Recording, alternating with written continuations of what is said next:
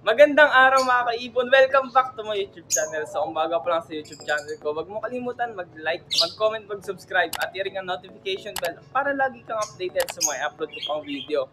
So ayun nga mga kaibon, nakapag-upload na tayo na sa wakas. So medyo matagal nga tayo bago nakapag-upload ulit dito sa ating YouTube channel. So sasabihin ko nga sa inyo dahil nga mga nakaraang month nga, di ba, nasabi ko nga sa inyo na hindi tayo masyado makakapag-upload dahil nga busy tayo. So yung pinagkakabisihan nga natin nun is nagre-review tayo sa ating board exam. And ngayon nga ay nakapasa na tayo sa ating board exam, no? So yun yung isang good news na gusto kong sabihin sa inyo. So yung board exam na yun is for sanitary engineer. So ngayon nakapasa na tayo. So isa na tayong registered sanitary engineer. So next naman is dapat makahanap na tayo ng trabaho.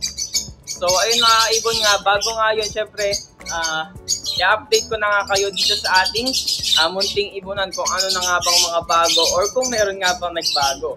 So ipapakita ko nga sa inyo, syempre kahit pa paano may mga nagbago dito, may natagtag, may nabawas, pero ayun, abangan nyo na lang mga kaibon. So kung gusto nyo makita mga yan, tapusin nyo ang video na to hanggang dulo.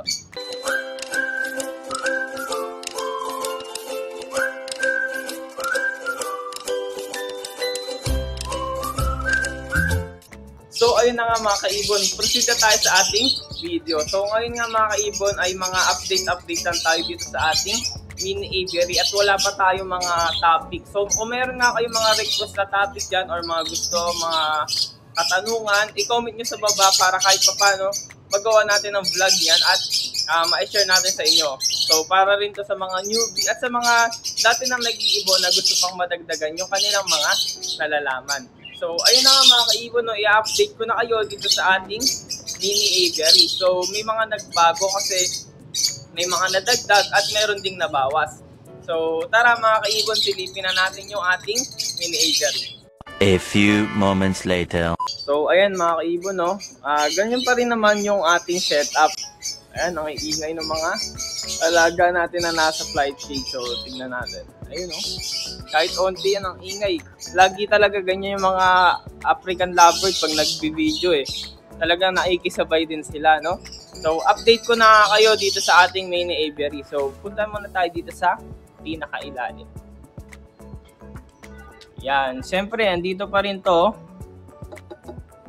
Palabasin lang natin, ha? Ayan, katukin muna natin.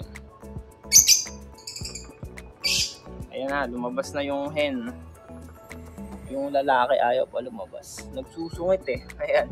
Pero meron silang, ayan, may 3 itlog. So eto mga kaibon ay proven pair natin to na opaline. So ito available to itong parisan na to. Kung gusto nyo to, message lang kayo sa ating Facebook page, no? Back to back opa yan. Ayan. Parblo Ewing opaline hen at ayan, blue opaline na cock. So meron sila ngayon 3 itlog na, ayan, oh. Fertile yan lahat mga kaibon. So kung meron nga magkagusto na ito ay PM lang sa ating Facebook page. Ayan. Ang presyo nito sa mga magtatanong, mabilisan lang, no? 1.5 mga kaibon. Para sa inyo yan. Ano yan? Sale yan, sale. Ayan. So dito naman tayo sa isang kulungan. Hindi ko alam kung napakita ko na sa inyo to. Pero ito yung isa nating parisan. Palabasin lang natin, ha. Ayan. Ayan, makikita nyo, no. Ito yung parisan natin ng Project Lutino Opaline.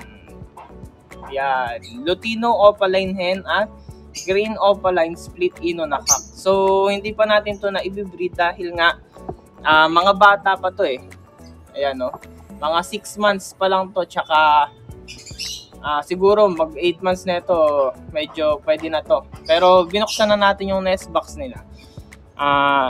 Ayan, no, hindi pa sila naghahakot. So ibig sabihin, hindi pa talaga sila ready for breeding.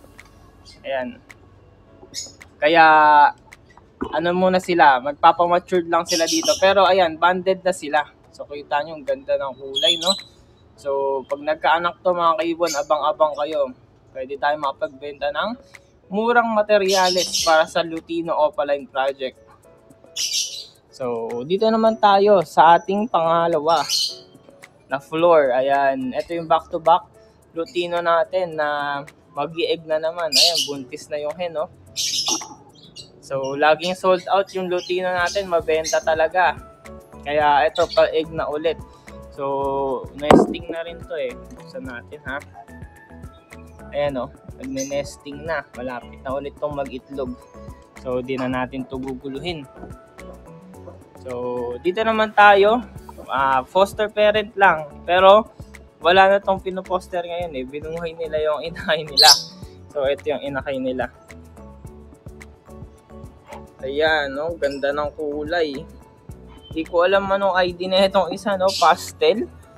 Far blue pastel. Tsaka isang normal na far blue lang, no? Ganda ng inakay nila. Makikinis.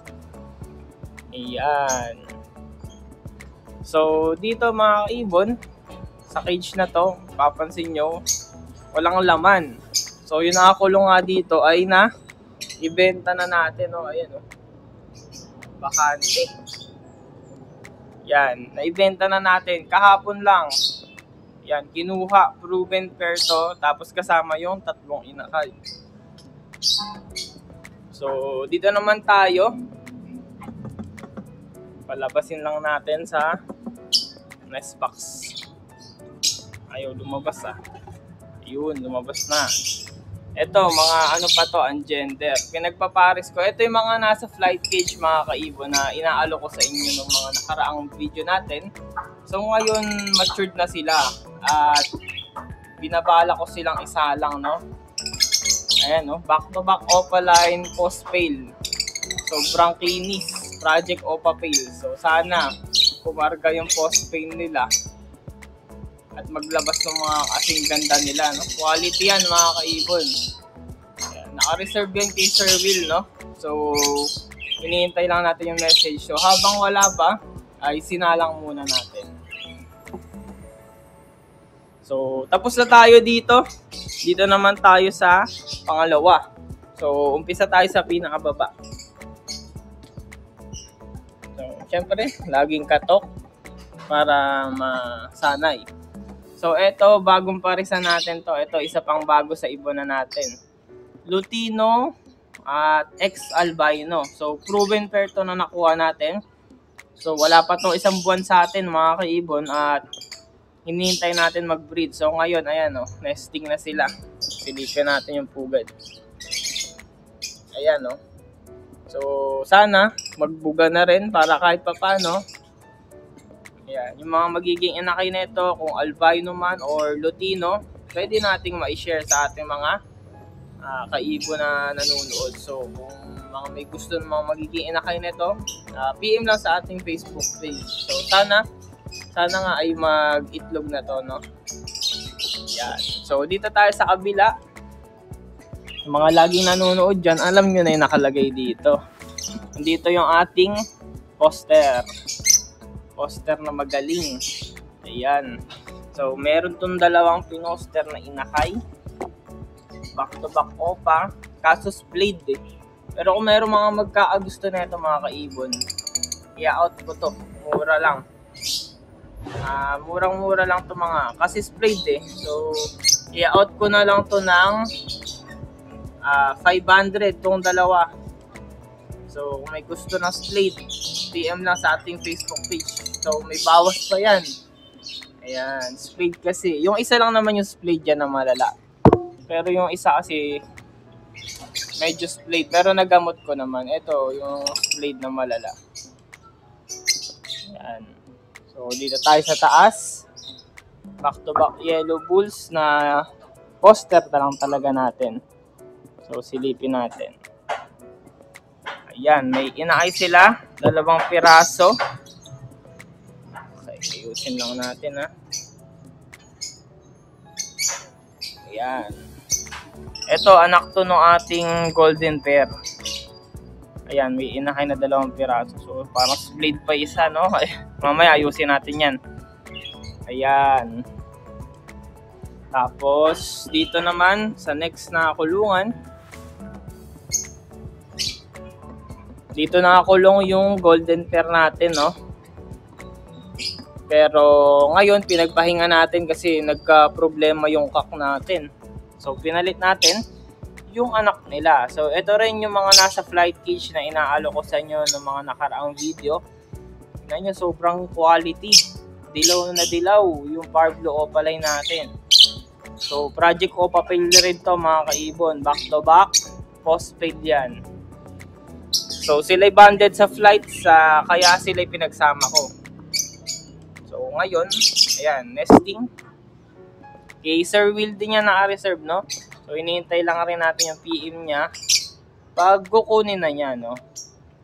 So, sinalang nga rin muna natin to para kung abutan ng egg, edi maganda, masubukan natin kung maglalabas ng red eye. And dito sa taas, hindi ko alam kung na-i-video na to, pero ito isa pang bago natin. Kung matatandaan nyo, meron tayong dalawang back-to-back Lutino. So, etong Lutino na to, asawa nito yung namatay natin na Lutino Opaline. Ay, Lutino hen lang pala. So, ngayon, binilang ko ng pares na Crimino. So, project tayo dito ng Crimino at Lutino. So, sana maglabas. So, ngayon, hindi pa sila nagbe-breed. Pero nesting na din. Yan, pares proven yan. Banded na sila ngayon. At syempre mga kaibon, ito, pinakabago rin natin at pangmalakasan, no? Ayan. Dilute. Ayan, dilute lang to, hindi to Project Opa Dilute, no? Project Dilute lang. Ito yung lalaki natin. Ito ang Violet Dilute. Ayan, no? At yung babae naman, buksan lang natin. Ang kapares niya mga kaibon ay... Wait lang hindi ko mabuksan. Ayan. Ang kapares niya ito. Blue Split Dilute. Nakuha natin sa Taga Laguna. No? Proven pair. Yan. So, project nga natin dyan is makapaglabas tayo ng dilute. So, kahit pa paano makapag-breed tayo ng dilute. Ayan. So, silipin natin yung mga itlog. Daming itlog na ito mga kaibon, no? 8. So, may 5 fertile dyan. So, kahit pa paano, sana maglabas to ng dilute. Ayan. So, di na natin guguluhin, no? Para tuloy-tuloy lang sila sa breeding nila. So, ayan mga kaibon yung update natin dito sa ating mini aviary, no? Ayun nga mga kaibon yung update dito sa ating mini aviary, no? So may mga bago na tayong mga sinalang. So yung nasa flight cage, ayan, lapit ko na lang, hindi na tayo aangat. So andito naman yung mga natin, proven pair na pinahinga. Ayan, no? Yan, pahinga muna sila kasi medyo wala pa naman tayong hindi naman tayo nagbe-breed ng maramihan. So pahinga muna sila dito. So ayun yung isa na, yung cock natin sa golden pair, no? Ayun, nagloko siya. Hindi naman nagloko sa breeding, kundi sa sarili niya. Parang binubunot yung mga balahibo. So, naisip ko, ipahinga muna natin. Baka na-stress lang, no? So, ito yung mga proven pair natin.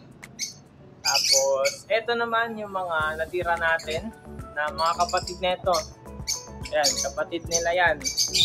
Na hindi pa natin sinasalang. Ayan, hindi pa natin sinasalang yan kasi mga bata pa yan, no? Kaya dyan muna sila sa flight cage at magpapa-matured. So, kay Sir Will din yan naka-reserve, no?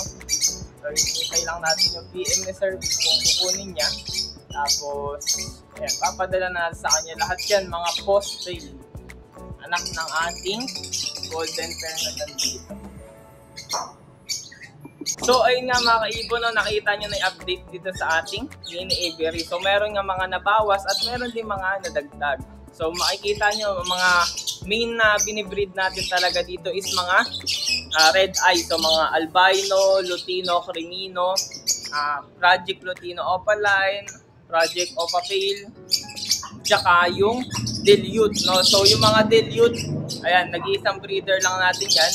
Ang gagawin natin dyan, yung mga magiging visual na anak na dilute, ay ipapares natin sa ating mga normal opaline para makagawa tayo ng materyales sa dilute, opaline dilute na project. So, pag yung dilute na visual pinares mo sa opaline, yung mga magiging anak nun ay kunwari, kakto yung opaline, tas hen yung dilute, sex link natin yun na split opa, split dilute, tsaka opa, split dilute. So, yun yung magiging project natin at yung mga magiging anak na yun ay yung mga gagawin nating breeder sa mga susunod pa na taon. Ayan. So, para makaroon tayo ng project dilute opaline. So, yun lang mga kaibon yung update dito sa ating mini aviary. Sana ay natuwa kayo at meron kayong mga nakitang mga nagustuhan dito sa ating mini aviary. At kung meron nga kayong mga nagustuhan ay i-message nyo lang tong Facebook page natin na yan at i-follow nyo na rin. So para updated kayo sa mga ina-upload natin dyan na mga for sale, no? So yung Facebook page natin is para sa mga nagtatanong about sa ibon at sa mga nag-i-inquire na gustong bumili ng ibon. So, yun nga lang mga kaibon yung update dito sa ating mini aviary. Sana ay nalibang kayo at meron kayong natutunan dito sa ating mga video. So, kung meron nga kayong mga inquiries at mga tanong, message lang kayo sa ating Facebook page at i-follow nyo na rin. So, yung Facebook page nga natin ay para sa mga nagtatanong na mga problem nila about sa ibon at sa mga nag-i-inquire kung mayroon kayong mga nagustuhan at gustong bilhin na ibon sa akin. So, yun lang mga kaibon para sa araw na to. God bless, stay safe. Hanggang sa muli.